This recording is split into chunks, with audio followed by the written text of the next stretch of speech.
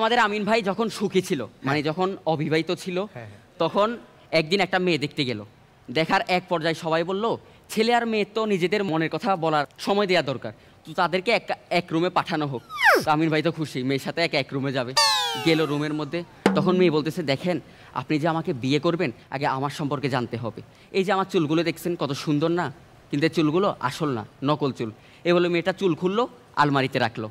এরপর বললো, এই যে আমার চোখের পাপড়ি, এগুলো আসল না, নকল। এ বলে মেয়েটার পাপড়ি খুললো, আলমারিতে রাখলো।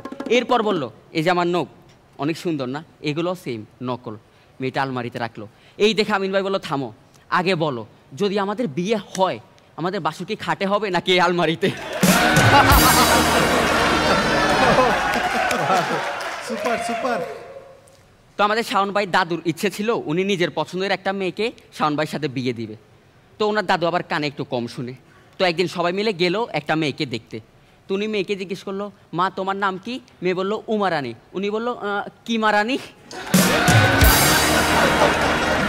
আপনাদেরকে আরো আরো আরো অনেক ভালোবাসা দেখাতে আসবে নোয়াখালী সোনাইমুড়ির ছেলে আবিদ হাসান নীরব।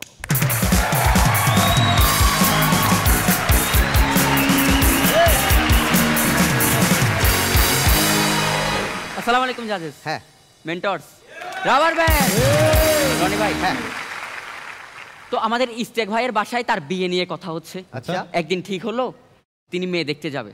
তো যাওয়ার আগে সবাই বলতেছে, দেখ ইস্তেক, তুই আজকে মেয়ে দেখতে যাবি, একটা কথা খেয়াল রাখবি, মেয়ের বাবা হয়তো খুশি হয়ে তোরে কিছু দিতে চাইবে, তোরে যাই দিতে চাইবে তুই তার থেকে একটু বেশি কিছু চাইবি।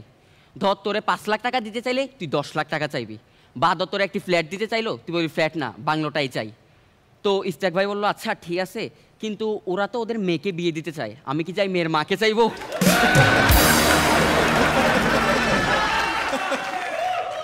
তো আমাদের সাইফুল ভাই ওই দিন আমাকে বললো, নীরব তুই আমার সাথে চল, আমি একটা মেয়ে দেখবো। বললাম, ভাই এত মানুষ থাকতে আমি কেন? বলে যে, আর আজকের দিনটাই স্পেশাল, আজকে আমার মেয়ে দেখা সেঞ্চুরি পূরণ হবে।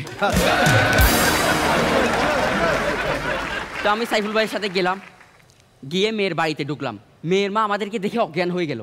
আমি তো ভয় পাইছি, কি রে ভাই আমাদেরকে দেখে অজ্ঞান হওয়ার কি আছে? সবাই আসলো, চোখে মুখে পানি দিল। এরপর জ্ঞান আসলো। জ্ঞান আসার পর আমি বলতেছি, কি হয়েছে, আপনি আমাদেরকে দেখে ভয় কেন পাচ্ছেন? বলতেছে, এ সাইফুল 20 বছর আগে আমারও দেখতে আসছিল।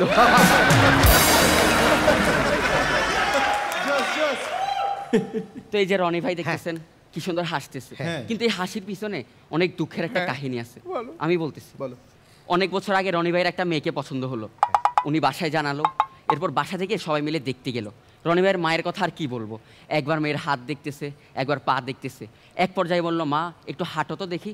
তো মেয়ে দাঁড়ালো, হাঁটা শুরু করলো, আর থামলো না, হাঁটতে হাঁটতে নিজের বয়ফ্রেন্ডের কাছেই চলে গেল। তো আমাদের আমিন ভাই যখন সুখী ছিল, মানে যখন অবিবাহিত ছিল, তখন একদিন একটা মেয়ে দেখতে গেল। দেখার এক পর্যায়ে সবাই বলল, ছেলে আর মেয়ে তো নিজেদের মনের কথা বলার সময় দেওয়া দরকার, তো তাদেরকে এক রুমে পাঠানো হোক। আমিন ভাই তো খুশি, মেয়ের সাথে এক রুমে যাবে। গেল রুমের মধ্যে, তখন মেয়ে বলতেছে, দেখেন আপনি যে আমাকে বিয়ে করবেন, আগে আমার সম্পর্কে জানতে হবে। এই যে আমার চুলগুলো দেখছেন কত সুন্দর না, কিন্তু চুলগুলো আসল না, নকল চুল। এ বলে মেয়েটা চুল খুললো, আলমারিতে রাখলো। এরপর বললো, এই যে আমার চোখের পাপড়ি, এগুলো আসল না, নকল। এ বলে মেয়েটার পাপড়ি খুললো, আলমারিতে রাখলো। এরপর বললো, এই যে আমার নখ অনেক সুন্দর না, এগুলো সেম, নকল। মেয়েটা আলমারিতে রাখলো। এই দেখে আমিন ভাই বললো, থামো, আগে বলো যদি আমাদের বিয়ে হয়, আমাদের বাসর কি খাটে হবে নাকি আলমারিতে? Super super. তো আমাদের শাওন ভাই দাদুর ইচ্ছে ছিল উনি নিজের পছন্দের একটা মেয়েকে শাওন ভাইয়ের সাথে বিয়ে দিবে। তো ওনার দাদু আবার কানে একটু কম শুনে। তো একদিন সবাই মিলে গেল একটা মেয়েকে দেখতে। তো উনি মেয়েকে জিজ্ঞেস করলো, মা তোমার নাম কি? মেয়ে বললো, উমা রানী। উনি বললো, কি মা রানী? তো এত কিছুর পরও আমাদের সাইফুল ভাই থেমে থাকলো না। একদিন একটা বুদ্ধি করলো যে আজকে আমি মেয়ে দেখতে যাব এবং সাথে আমাদের তারেককে নিয়ে যাব। তো গেল তারেক ভাইকে নিয়ে। যখনই মেয়ে তারেক ভাইকে দেখলো, সাথে সাথে সাইফুল ভাইয়ের জন্য রাজি হয়ে গেল। তো বিয়ের দিন তারিখ ঠিক করা হলো, সব ওকে। সাইফুল ভাই তো নাচতে নাচতে বাড়িতে এলো। বাড়িতে এসে অনেক খুশি। হঠাৎ মেয়ে কল দিল।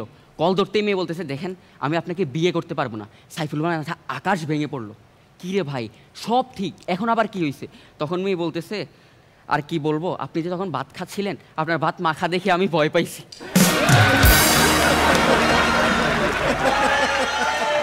তো শাবনাম আপু, আমরা ছেলেরা না একটু অন্যরকম। হ্যাঁ, আমার যেসব মেয়েদের আমার পছন্দ হয় আমরা তাদের কাছেই গিয়ে বলি আমার জন্য একটা মেয়ে দেখে দিবেন। তো আমার তো বিয়ের বয়স হচ্ছে, আপনি যদি একটা মেয়ে দেখে দেন।